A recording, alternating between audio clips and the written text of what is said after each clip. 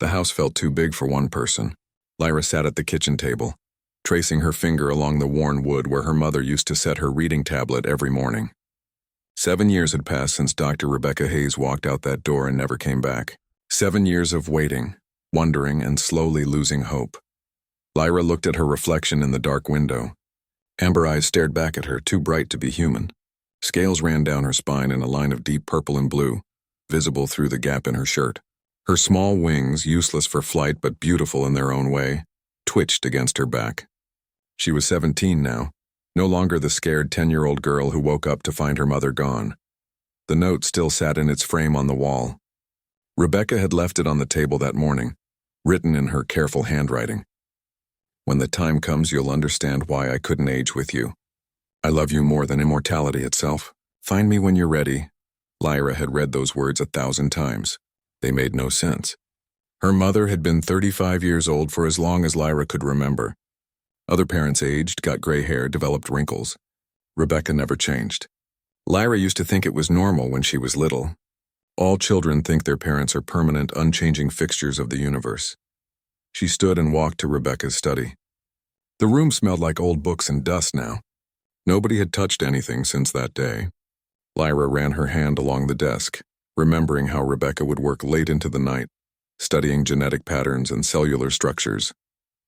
Her mother was a xenobiologist, one of the best in the 10 colonies. She studied how different species could live together, how their bodies worked, how they could help each other survive. Rebecca had found Lyra as an egg, abandoned in a crashed ship near Colony 1. The authorities wanted to send the egg to a research facility, but Rebecca fought them. She took the egg home, kept it warm, and when Lyra hatched, Rebecca became her mother, not by blood, but by choice. Lyra pulled open the desk drawer, the one she had searched 100 times before. But this time something felt different. The drawer stuck halfway, catching on something.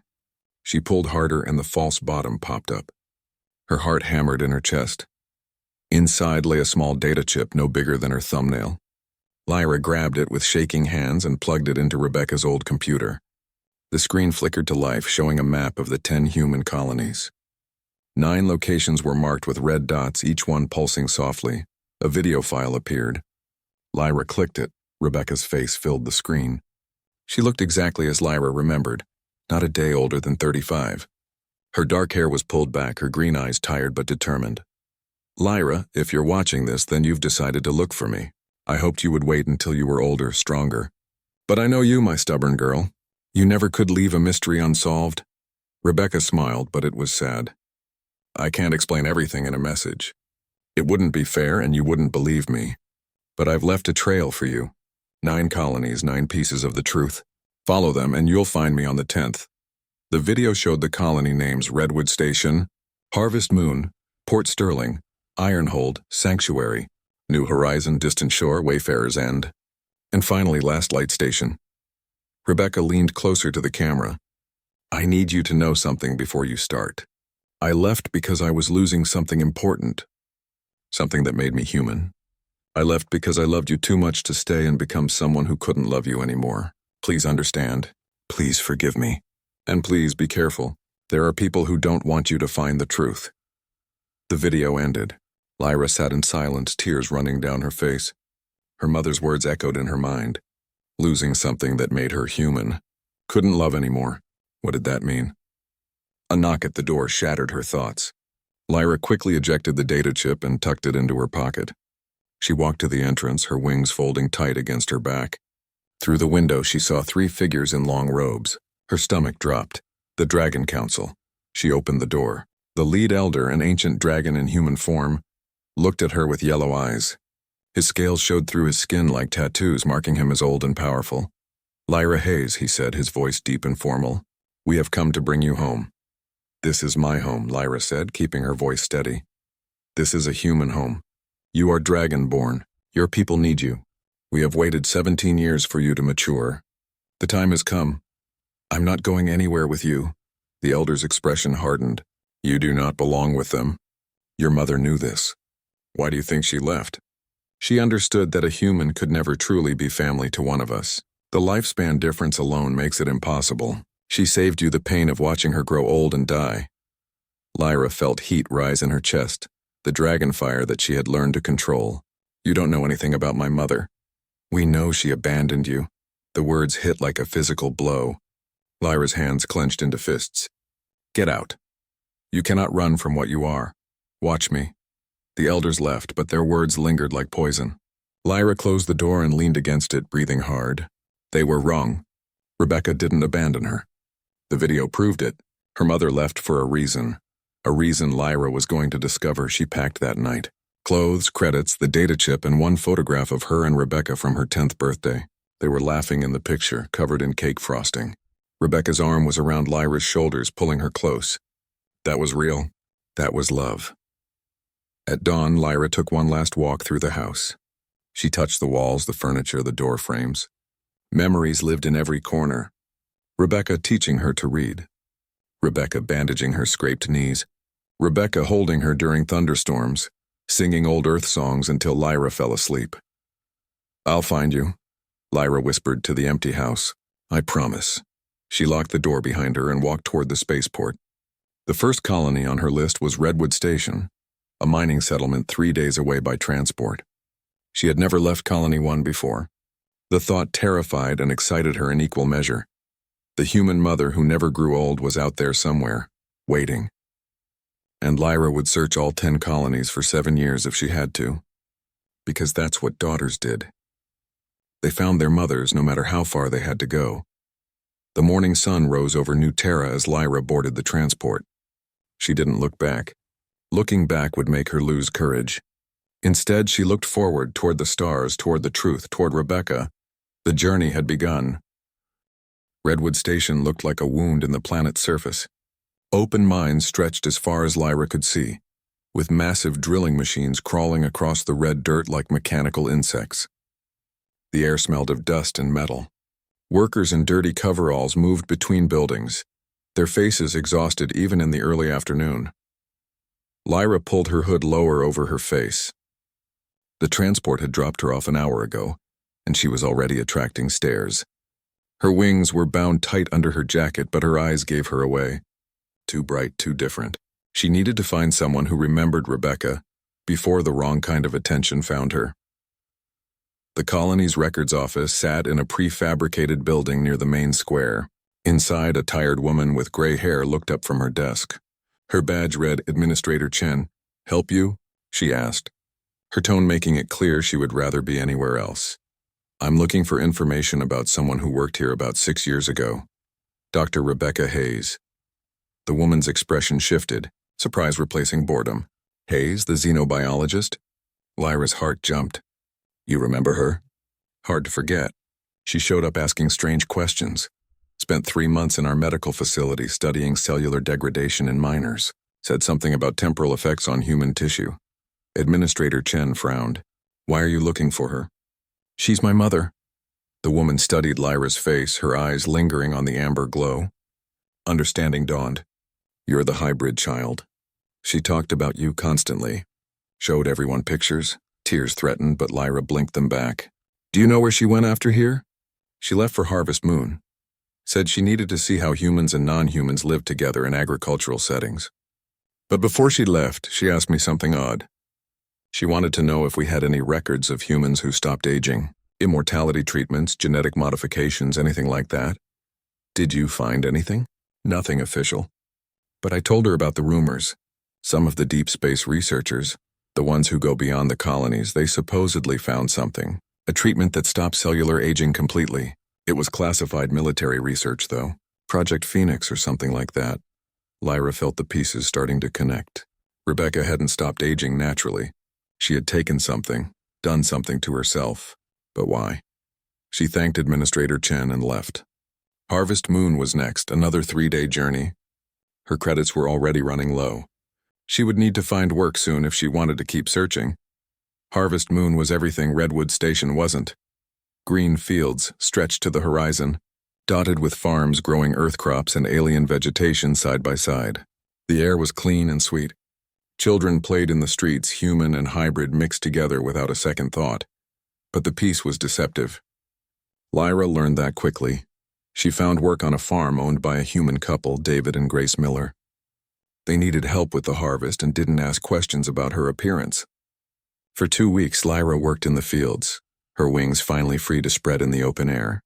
It felt good to fly, even if only for short distances. One evening, she overheard David and Grace talking in the kitchen. She should have walked away, but Rebecca's name stopped her cold. "That girl, Lyra, she's looking for Hayes, isn't she?" David said quietly. "How did you know?" Grace asked. "She has Hayes's eyes. Same determination, same stubbornness." David sighed. "Hayes helped deliver our son. You remember? When Timmy came early and the doctors said there were complications because of his hybrid genetics. Hayes knew exactly what to do. She saved his life. She asked about immortality treatments. Same thing Lyra's been researching in the library. You think we should tell her?" Grace was quiet for a moment. "Hayes saved our son. The least we can do is help her daughter. But David, the people Hayes was running from, they're dangerous. If they find out Lyra's following the same trail, then we help her be careful." The next morning, Grace took Lyra aside. She handed her a small package wrapped in cloth. Inside was food, extra credits, and a data pad with an address. "Your mother stayed here for a week 6 years ago. She helped deliver a hybrid baby. When the local doctors couldn't figure out the biology, she saved that child's life." Grace's eyes were gentle. She asked me if I thought humans and other species could truly be family. I told her that love doesn't need matching DNA. She cried when I said that. I think she needed to hear it. "Why are you telling me this?" Lyra asked. "Because you need to know your mother was looking for answers about the same thing. She wondered if a human could be a real mother to a dragon child when their lifespans were so different. She was looking for a way to make it fair." The words settled in Lyra's chest like stones. Rebecca had been trying to match Lyra's lifespan. That's why she took the treatment. Dragons lived for 300 years. Humans barely made it to 100. "The address on that pad," Grace continued. "It's for a freight captain named Owen Burke. He runs supplies between colonies. He transported your mother once. He might help you get to Port Sterling without paying full transport fees." Lyra hugged Grace, surprising them both. "Thank you. Be careful, child. There are people who don't want the Phoenix Protocol discovered. People who think humans shouldn't try to change their nature." Port Sterling was a massive space station, a hub where ships from all 10 colonies met to trade. Thousands of people moved through its corridors every day. Lyra felt small and lost in the crowds. Finding Captain Burke took 3 days of searching. She finally tracked him to a bar near the docking bays. He was a big man, built like the miners on Redwood Station with scars on his hands and a graying beard. He sat alone at a corner table, drinking something that smelled strong enough to strip paint. Lyra approached carefully. "Captain Burke?" He looked up with bloodshot eyes. "Who's asking?" "My name is Lyra Hayes. I need passage to Ironhold. Ironhold is a military colony. They don't like visitors." "I can pay." Lyra put half her remaining credits on the table. Burke looked at the credits, then at her face. His expression shifted, recognition flickering. "Hayes, you're Rebecca's kid. You knew my mother. Transported her about 5 years ago. From Harvest Moon to Port Sterling, then on to Ironhold." He took a long drink. "She looked exactly the same as she did in photos from 20 years before. Not a single gray hair. Not one wrinkle. I asked her about it. She said she had made a terrible mistake trying to fix something that didn't need fixing." "What did she mean?" She wouldn't say, but she was scared. Kept looking over her shoulder like someone was following her. When we reached Ironhold, she paid me double to forget I ever saw her." Burke pushed the credits back across the table. "Keep your money. I'll take you to Ironhold. Your mother was kind to me when my daughter got sick with some alien virus. She used her research to help find a cure. I owe her. Why would you help me? You don't even know me." Burke's laugh was bitter. "Because I know what it's like to search for someone you love. My daughter ran away 5 years ago. I'm still looking. Maybe helping you will balance the scales somehow." They left Port Sterling the next morning on Burke's ship, the Wanderer. It was old and patched, but it flew straight. Burke didn't talk much, but his presence was steady, comforting. During the journey, Lyra studied the data chip. The colonies were marked in order. Rebecca had left a trail, but why? Why not just tell Lyra where she was? Unless Rebecca knew that Lyra needed to learn something along the way. Needed to understand the truth piece by piece. As Ironhold came into view, a massive military station orbiting a dead moon, Lyra felt her determination harden. 3 colonies down, 7 to go, And with each stop, the mystery deepened. Her mother had changed herself to match Lyra's lifespan, but something had gone wrong. Something that made Rebecca run, made her scared, made her leave behind the daughter she loved. Lyra would find out what, she would find out why, and she would find Rebecca, no matter what it cost. Ironhold Station orbited a dead moon like a steel fortress. Military ships moved in precise patterns around it, their weapons visible even from a distance. Burke's old transport looked like a toy compared to the warships. "I can get you in," Burke said, hands steady on the controls. "But you'll need a cover story. Military doesn't like civilians poking around." Lyra thought fast. "I'm a student researching xenobiology for my thesis. I want to interview the research staff about human-alien cooperation projects." "That might work. They're proud of their science division. Just don't ask about classified projects." Getting through security took 2 hours. They scanned Lyra 3 times, questioned her about her purpose, and made her sign a dozen forms. Finally, a young soldier escorted her to the science wing while Burke waited at the docking bay. The research level was clean and cold, all white walls and bright lights. Scientists in lab coats moved between rooms, their faces focused on tablets and data screens. Lyra's escort left her in a waiting room and told her someone would see her shortly. She waited 30 minutes before a nervous-looking researcher appeared. His name tag read, "Dr. Peters. You're here about xenobiology research?" he asked, not quite meeting her eyes. "Yes. I'm studying how different species adapt to shared environments. I heard Ironhold has some of the best research in the colonies." Peters relaxed slightly. "We do. I can show you our public labs and give you some published papers." As they walked through the facility, Lyra steered the conversation carefully. "I'm particularly interested in lifespan research, how species with different aging rates can form lasting bonds." Peters tensed. "That's not my area, but someone here must study it. It's a crucial question for colony integration. There was a project." Peters stopped walking and looked around. The corridor was empty.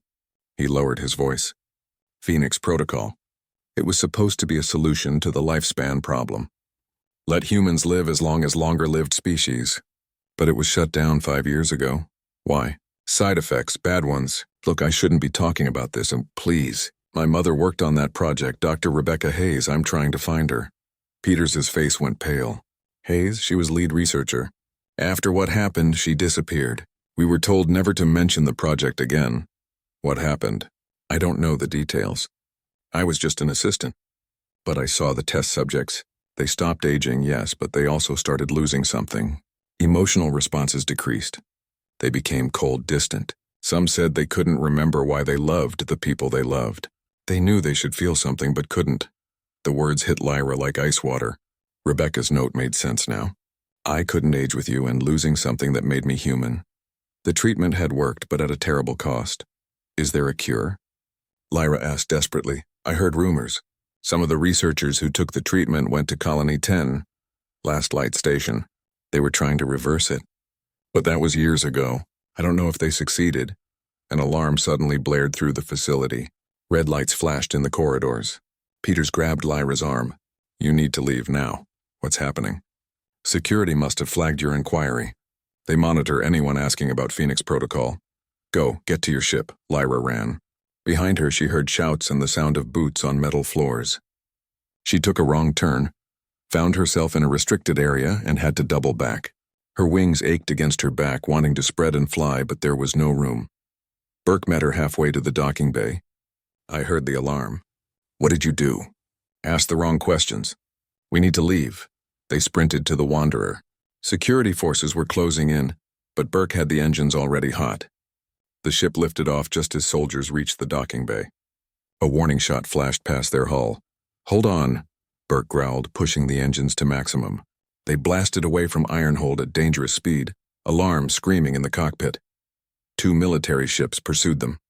Burke dove toward the dead moon, using its gravity to slingshot around and gain speed. Lyra held onto her seat, her heart hammering. The pursuing ships were faster, better armed. Then Burke did something crazy.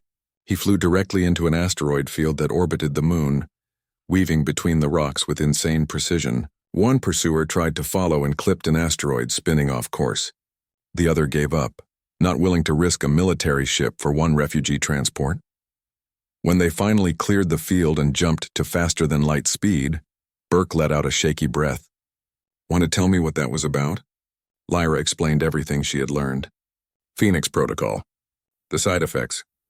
The possibility of a cure on Colony 10. Burke was quiet for a long time.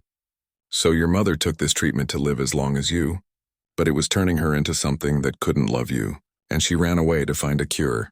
That's what I think. But I need to follow the rest of her trail. There are still more colonies, she marked. She must have had a reason for the order. Next is Sanctuary, a medical colony. Makes sense she'd go there looking for answers. Sanctuary lived up to its name. The entire colony was dedicated to healing, with hospitals and research centers covering most of the habitable zone. The people here were gentle, used to caring for the sick and injured. Lyra's wounds from the chase weren't serious, just bruises and a twisted ankle, but Burke insisted she see a medic. That's how she met Talia. Talia was young, maybe 20, with kind eyes and steady hands. She wrapped Lyra's ankle while asking casual questions about where they had come from. When she noticed the scales on Lyra's arm, she didn't flinch or stare. She just smiled. Dragon hybrid, beautiful. I delivered a dragon-human baby last year. Cutest thing I've ever seen. Lyra found herself relaxing. Have you heard of Dr. Rebecca Hayes? Talia paused. Everyone in the medical field knows that name. She published groundbreaking work on cross-species genetics, but she disappeared years ago. Why? She's my mother. I'm looking for her. Something shifted in Talia's expression. Wait here. She returned with an older doctor, a woman with white hair and sharp eyes. I'm Dr. Lin. Talia says you're looking for Rebecca Hayes. She's my mother. She was here, wasn't she? Dr. Lin nodded slowly. 4 years ago. She came seeking information about cellular regeneration and its effects on neural pathways, specifically emotional processing centers in the brain. Did you help her? I tried. She was part of a group called Phoenix Protocol Survivors, several scientists who had taken an experimental immortality treatment. They were all experiencing the same thing, emotional degradation. They could think, reason, remember facts, but feelings were fading. Love, joy, fear, all of it draining away. Lyra's hands clenched. Is there a cure? We found something. A partial reversal process. It's dangerous, carries a high mortality rate, but it can restore emotional capacity. The catch is that it also restores normal aging. The person becomes fully human again with a normal lifespan. Where is my mother now? Dr. Lin pulled up a file on her tablet. She left for Wayfarer's End with several other Phoenix survivors. But before she left, she asked me to keep a message for someone. She described a young dragon hybrid girl. I think the message is for you. The doctor played a video. Rebecca appeared on screen and Lyra's breath caught. Her mother looked tired, older somehow even though her face hadn't aged. Lyra, if you've made it this far, I'm so proud of you. And I'm so sorry. By now you know what I did. I took the Phoenix treatment because I couldn't bear the thought of aging while you stayed young. Watching you grow up knowing I would leave you alone in the world, it seemed like such a simple solution. Rebecca's voice cracked, but I was wrong. The treatment worked, but it took away the very thing that made our relationship matter. I started forgetting why I loved you. I could remember facts about you, memories, but the feeling behind them was disappearing. I left because I was terrified I would wake up one day and look at you like a stranger. Tears ran down Lyra's face. I'm going to Colony 10, Rebecca continued. Last light station. There's a research facility attempting the full reversal procedure. It might kill me, but I would rather die human and full of love for you than live forever as an empty shell. If I survive, I'll wait for you there. If I don't, please know that my last human thoughts were of you. The message ended.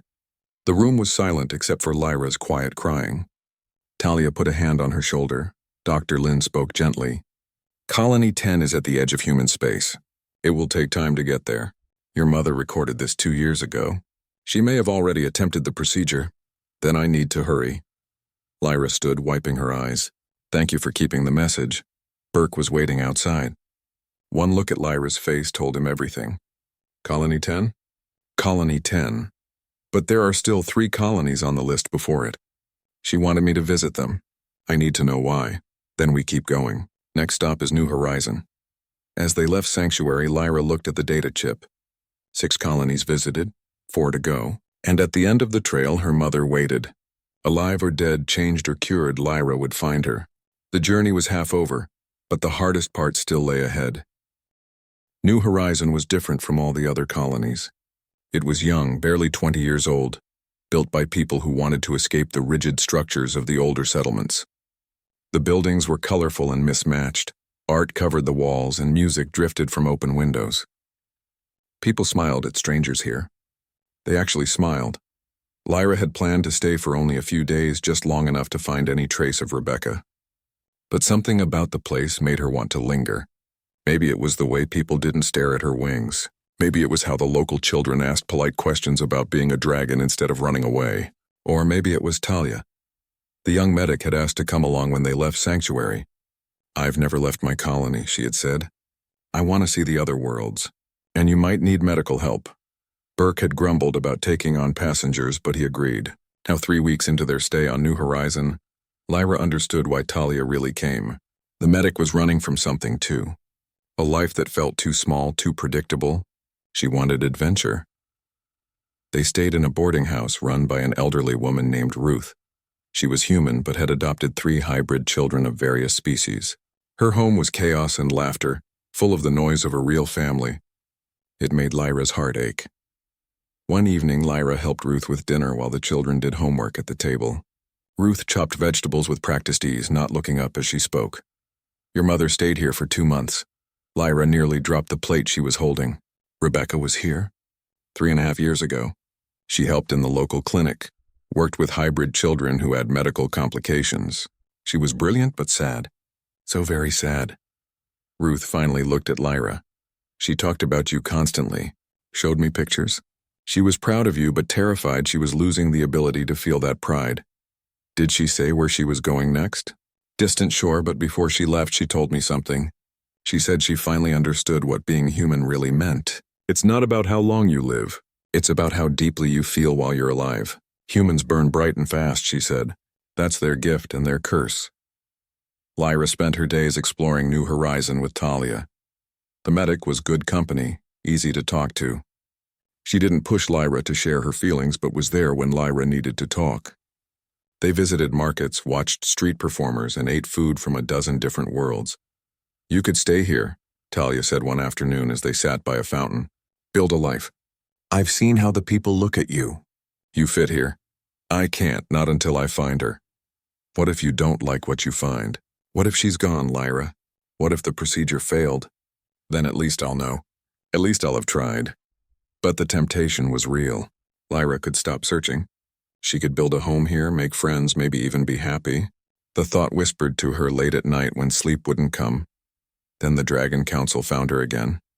She was alone in the market when they appeared, 3 robed figures materializing from the crowd. The lead elder, the same one who had visited her on Colony 1, stepped forward. "You have wandered far from your path, young one. I'm exactly where I need to be. Chasing a ghost.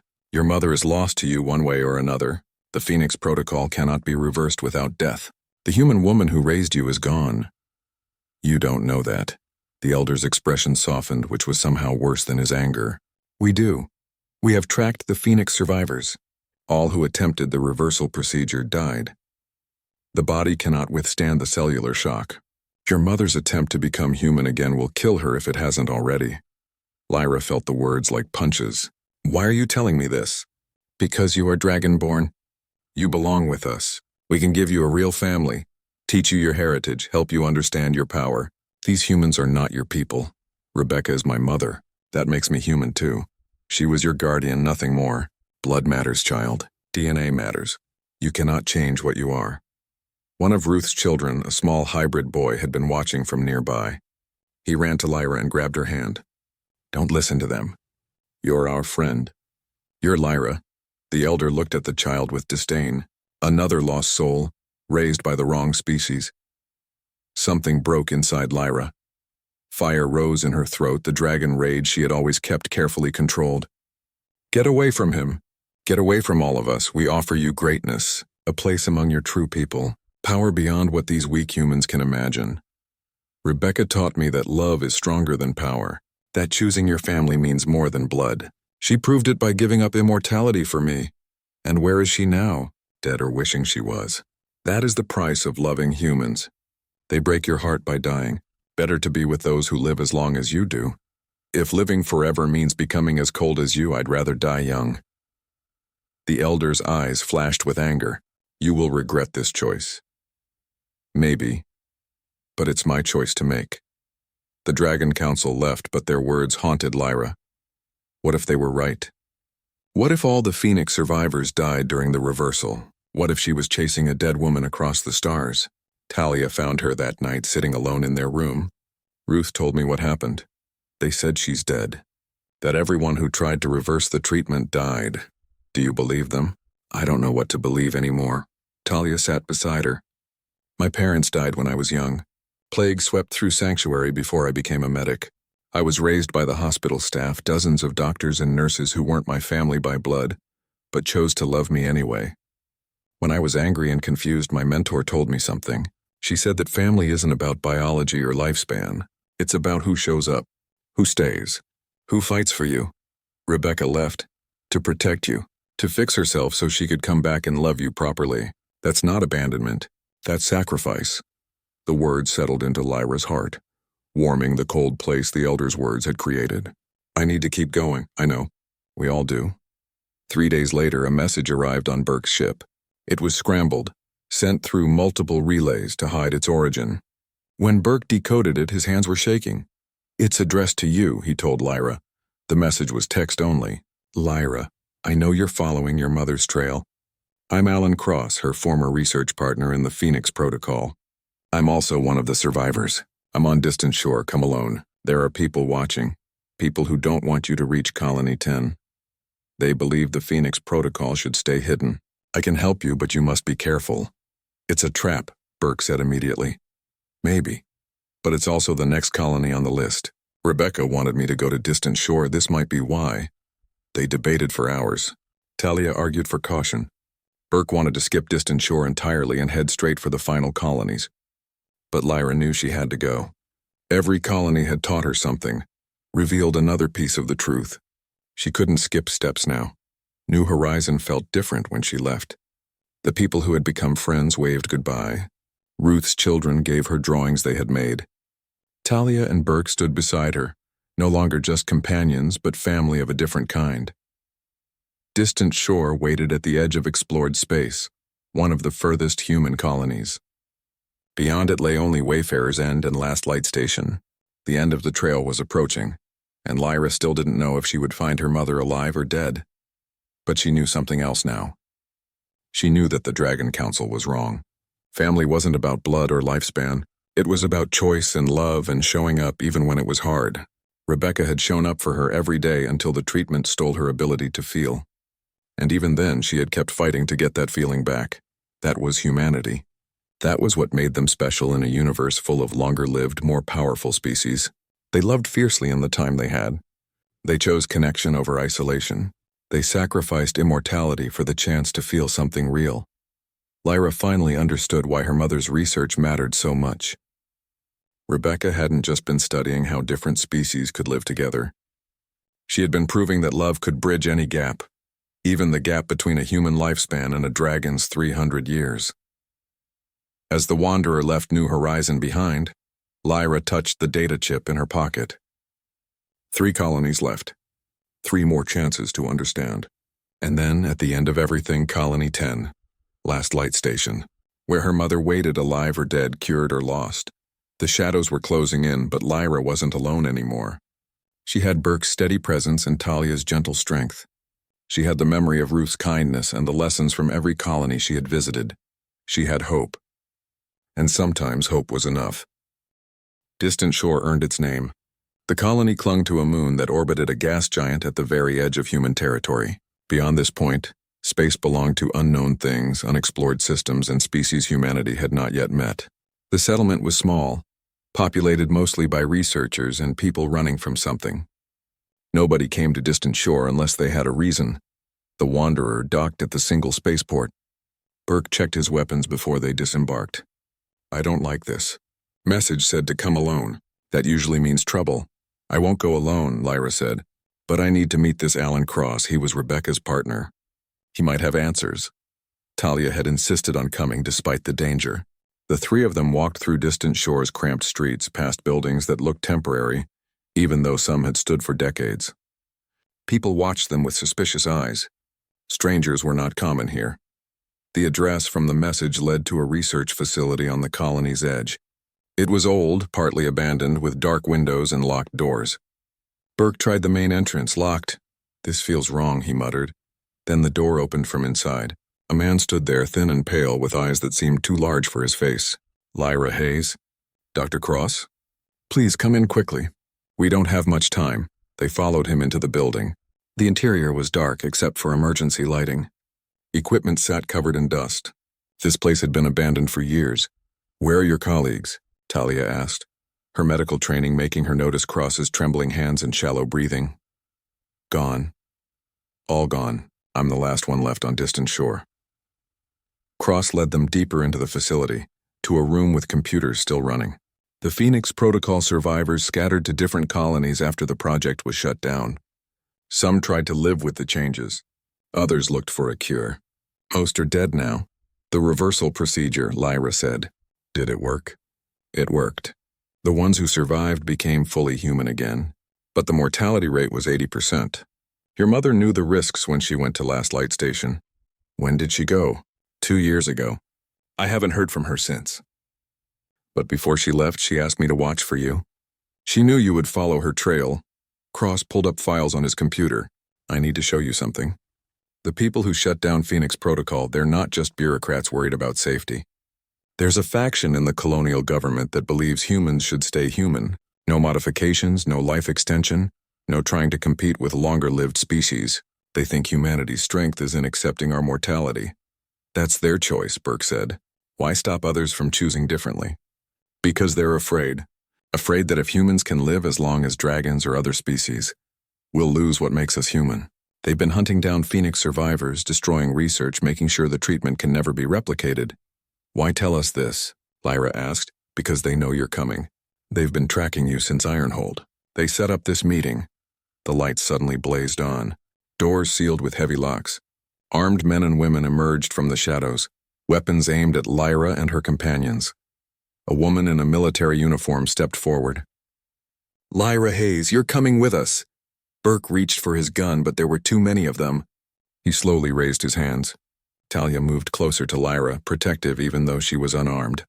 "Commander Wesley," Cross said quietly, defeated. "I'm sorry.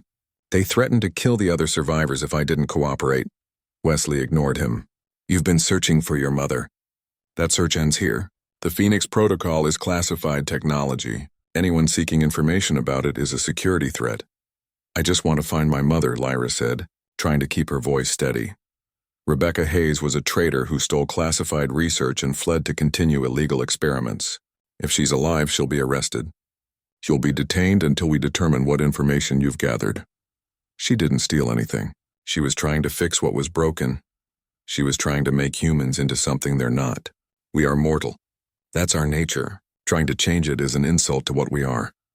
Lyra felt the dragon fire rising in her chest. "You're not protecting humanity. You're scared of it evolving beyond your control." Wesley's expression hardened. "Take them to the holding cells." The soldiers moved forward. Burke tensed, ready to fight despite the odds. Talia grabbed Lyra's hand. And then Alan Cross did something unexpected. He pressed a button on his computer. Alarms shrieked through the facility. Emergency doors began opening and closing randomly. The lights went crazy, flashing in patterns that hurt to watch. "Run!" Cross shouted. Chaos erupted. Burke punched the nearest soldier and grabbed his weapon. Talia pulled Lyra toward an emergency exit. Cross threw himself at Commander Wesley, buying them seconds. They ran through the malfunctioning facility, chased by soldiers. Burke laid down covering fire, forcing their pursuers back. They burst out into the cold night air of Distant Shore. "The spaceport," Burke gasped. "We need to reach the ship." But more soldiers were converging on their position. They were surrounded, trapped in an alley between buildings.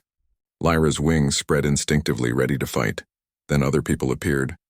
Civilians, researchers, residents of Distant Shore. They moved between Lyra's group and the soldiers, forming a human shield.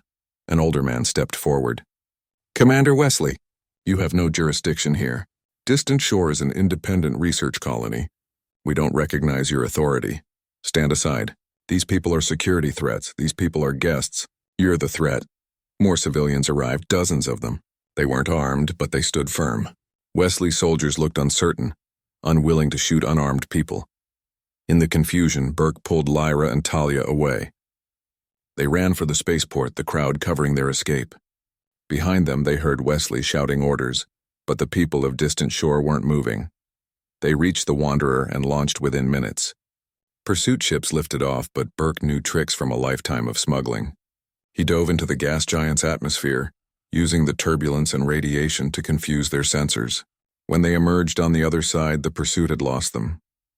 Hours later, safely and faster than light travel, they finally caught their breath. Talia was shaking. Burke was bleeding from a cut on his arm. Lyra's wings were torn from scraping against walls during their escape. "Why did they help us?" Lyra asked. "Those people on distant shore, they didn't know us." Burke smiled grimly. "Because that's what humans do. We protect the underdog. We fight authority when it's wrong. Wesley represents fear and control. You represent hope. They chose hope." Talia bandaged Burke's arm, her hand steadier now. "Cross said your mother went to Last Light Station 2 years ago. We're running out of time. There's still Wayfarer's End on the list. The 9th colony. We can't skip it. Why not? Wesley knows we're heading to Colony 10. She'll have forces waiting. Because Rebecca marked these colonies in order for a reason. Each one taught me something. I need to understand what Wayfarer's End has to teach me before I reach the end." Burke nodded slowly. "Then we go to Wayfarer's End, but we'll need to be smarter. Wesley's people will be everywhere." Wayfarer's End appeared on the scanners 3 days later. It was the second to last colony, built on an asteroid that slowly orbited between star systems. The colony served as a rest stop for long-distance travelers, a place to resupply before the final jump to Last Light Station. They docked using fake credentials Burke had kept for emergencies. The colony was busy, full of ships coming and going. Easy to hide in the crowd. Lyra had almost given up on finding anyone who remembered Rebecca when she saw a familiar face in a market. Alan Cross, looking healthier than he had on distant shore. "You're alive," Lyra said, shocked. "Barely. Wesley's people beat me after you escaped. But some of the researchers got me to a medical facility. I recovered and caught a transport here. I knew you'd come. They found a quiet corner." Cross pulled out a data chip. "This is everything. All the Phoenix Protocol research, the reversal procedure, the locations of the surviving subjects. Rebecca left it with me before she went to Last Light Station. She wanted you to have it if anything happened to her. Why not just give it to me on distant shore? I had to make sure you were ready, that you understood what you're walking into. The reversal procedure is dangerous, Lyra. Your mother knew she might die, but she chose to try because living forever without love was worse than death. How many survivors are at Last Light Station? 7 went there originally. Only 3 are still alive as far as I know. The procedure is that deadly, but it works. The ones who survive become fully human again. They age normally. They can feel everything they lost." Cross looked directly into Lyra's eyes. "Your mother wanted you to know something. She said that being human isn't about how long you live. It's about how much you love. Humans don't try to match dragon lifespans because they want to be powerful. They do it out of love. That's humanity's real strength. Not technology or intelligence, but the ability to love someone so much that you'd risk everything for them." Tears ran down Lyra's face. "Is she alive?" "I don't know. Communications with Last Light Station are restricted. But I know Rebecca. She's the strongest person I ever met. If anyone could survive the reversal, it's her." Cross handed her the data chip. "Everything you need is here. Medical records, station layouts, contact codes for the friendly researchers. But Lyra, Wesley will have forces at Last Light Station. She can't let this research become public. You're walking into a trap, I know. But I have to try. That's what your mother said too. Maybe that's the real definition of being human. Trying even when the odds are impossible." They left Wayfarer's End quietly, but Lyra knew they were being watched. Wesley's agents were everywhere, waiting to see where they went next. There was no hiding now. The final confrontation was coming. As they set course for Last Light Station, Lyra held the data chip. 9 colonies visited, 9 lessons learned, 9 pieces of the truth. Now only 1 colony remained, the last stop on Rebecca's trail. The place where her mother had gone to become human again or die trying. The Dragon Girl's 7-year search was nearly over. Last light station hung at the edge of everything. Beyond it was only the vast darkness of unexplored space, stars so distant they looked like scattered dust. The station was small compared to the other colonies, built for research rather than settlement. It orbited a dying red sun that barely gave any warmth. Burke brought the Wanderer in slowly, checking for military presence. I count 3 ships in dock. One of them is definitely military. Wesley's people are already here. Can we avoid them? Talia asked. Maybe, but not for long. This station is small. Everyone knows everyone's business. Lyra touched the data chip in her pocket. Alan Cross's research had told her everything about the reversal procedure. How it worked, why it was dangerous, how it forced the body to restart its natural aging process after years of artificial stasis. The shock killed most people. Their cells couldn't handle the sudden change. Rebecca had known the risks. She had gone ahead anyway. They docked at an empty bay far from the military ship. The station's interior was cold and dimly lit. Budget cuts, probably. Or maybe everyone had given up on this distant outpost. A young researcher met them at the airlock. Her name badge read Dr. Lee. She looked nervous. "You're Lyra Hayes. We've been expecting you. Please follow me quickly. Commander Wesley's soldiers are everywhere." She led them through maintenance corridors, avoiding the main halls. They passed laboratories with sealed doors and darkened windows. This place felt abandoned, like a ghost colony. "Where are the other researchers?" Burke asked. "Most left after the Phoenix Protocol subjects started dying. Only a few of us remain. We couldn't leave them. They needed help. How many are still alive?" Lyra's voice was barely a whisper. Dr. Lee stopped walking. 2. We lost another one 3 months ago. The reversal procedure is even more dangerous than we thought. But the 2 who survived are fully human again. They can feel, love, remember why things matter. Is one of them Rebecca Hayes? Yes, she's in stasis right now. Lyra's heart stopped. Stasis, why? She survived the reversal procedure. It worked, she became human again. But there were complications. Her body accepted the change, but there was damage. Brain damage from the cellular shock.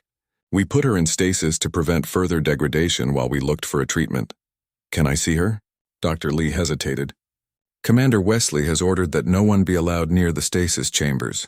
She claims the Phoenix Protocol subjects are government property, evidence in a criminal investigation. My mother is not property. They reached a sealed door. Dr. Lee pulled out an access card. I know. That's why I'm helping you. What the government did to these people is wrong. They volunteered for the treatment. They should be allowed to live with their choices or die with dignity. The door opened. Inside was a medical bay with 2 stasis chambers. Both were active, frost covering the glass windows. Through the ice, Lyra could see 2 figures. She approached the first chamber. Inside was a man she didn't recognize, his face peaceful in frozen sleep. The second chamber held Rebecca. Lyra pressed her hand against the glass. Her mother looked the same as always, not a day older than 35. But something was different. The tension that had always lived in Rebecca's expression was gone. She looked at peace. The brain damage, Lyra said. How bad is it? Dr. Lee pulled up medical scans on a nearby computer. It affected her memory centers. We won't know the full extent until we wake her. She might not remember you. She might not remember anything, but she'll be able to feel. Yes, the emotional processing centers survived intact. She'll be able to love even if she can't remember who she loved before. Lyra stared at the scans, trying to understand. Her mother had sacrificed her memories to restore her ability to feel. She had chosen love over identity. I want to wake her. The procedure is dangerous. The shock of coming out of stasis could kill her. We need more time to prepare. How much time? Months, maybe years. We don't have that time. Commander Wesley is here to destroy the evidence. That includes everyone in stasis. As if summoned by her name, alarms began blaring. Red emergency lights flashed in the corridors. Over the station's speakers, Wesley's voice rang out. This is Commander Wesley of Colonial Security. This facility is now under military control. All personnel are to remain in their current locations. Any resistance will be met with force. Dr. Lee's face went pale. They're taking over the entire station. Burke checked his weapon. How long until they reach this section? Minutes.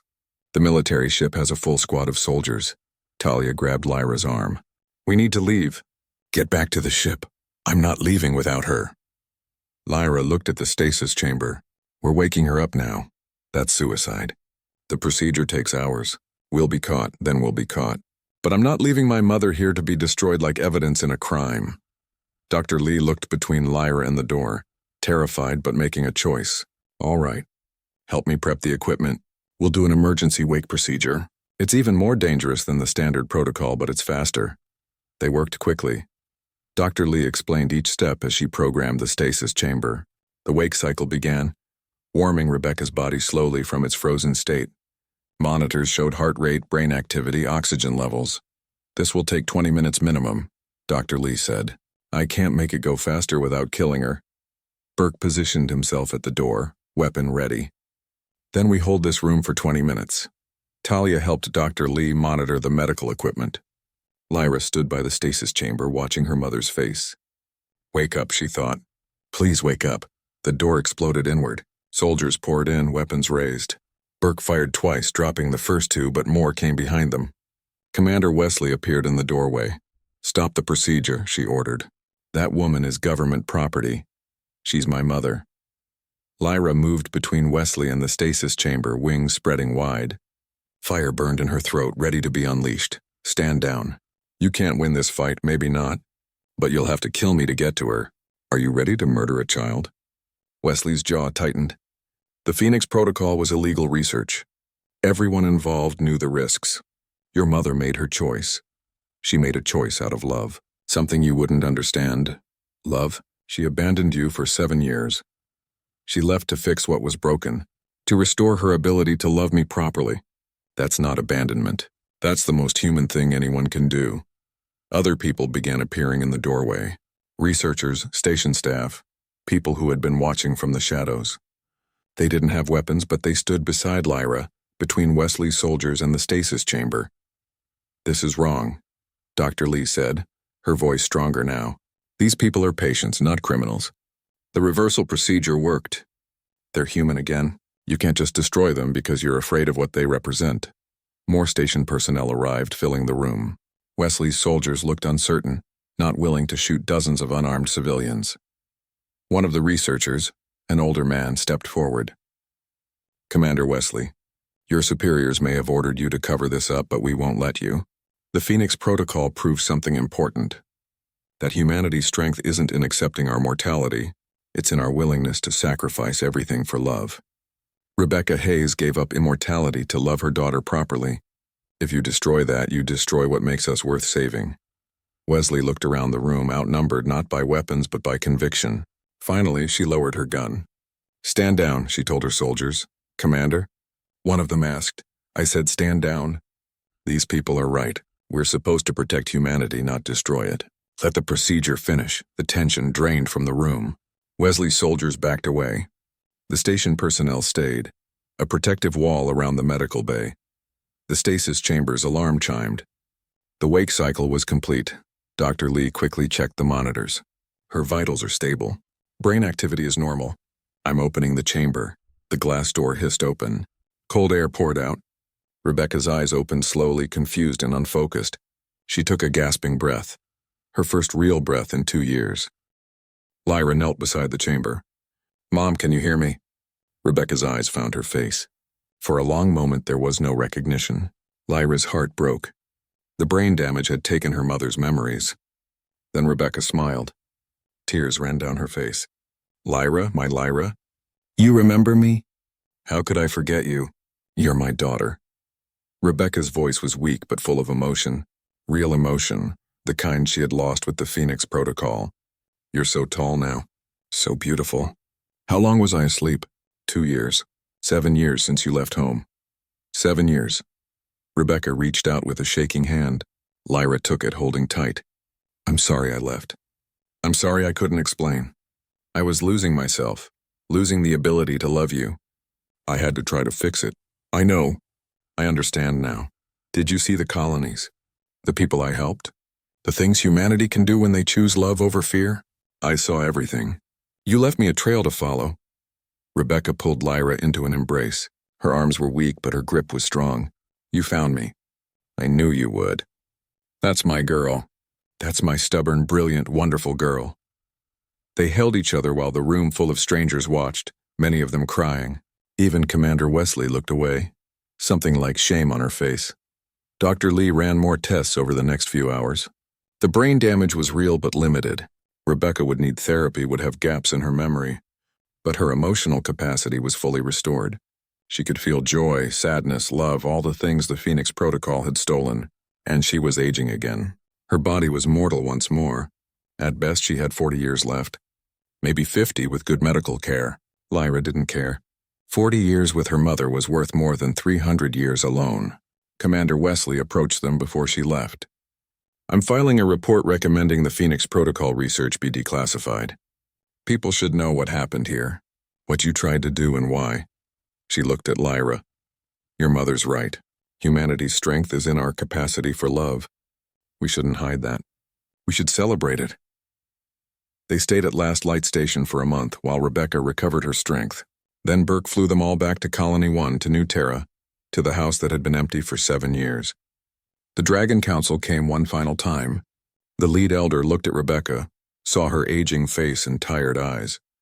You gave up immortality, he said, confused. Why? Rebecca held Lyra's hand. Because love is worth more than time. 40 years of feeling everything is better than forever feeling nothing. That is a human answer. Yes, it is, and that's exactly why humans deserve their place among the stars. We live short lives, but we live them fully. We love completely. We sacrifice for each other. That's not weakness. That's strength. The elder studied them both for a long moment. Then, surprisingly, he bowed. Perhaps we have something to learn from humanity after all. We live long but often forget why we live. You live briefly but remember what matters. After they left, Lyra and Rebecca stood in the kitchen where this all began. The note still hung on the wall. Rebecca took it down, reading her own words. When the time comes, you'll understand why I couldn't age with you. I love you more than immortality itself. I understand now, Lyra said. Good, because I need you to understand something else. I'm going to grow old now. I'm going to get gray hair and wrinkles. I'm going to slow down. Eventually I'll die. Can you handle that? Yes, because those 40 or 50 years will be real. You'll be you again. We'll have the time we should have had. Rebecca pulled her daughter close. That's my girl. That's my wise, incredible girl. They rebuilt their life together. Rebecca returned to research, publishing papers about the Phoenix Protocol and what it revealed about humanity. Lyra studied xenobiology, following in her mother's footsteps. They helped hybrid children, supported families who chose love across species boundaries. The dragon girl had wandered 10 colonies for 7 years, seeking the human mother who never grew old. She found her in the end, not immortal but human, not frozen in time but alive and aging and full of love.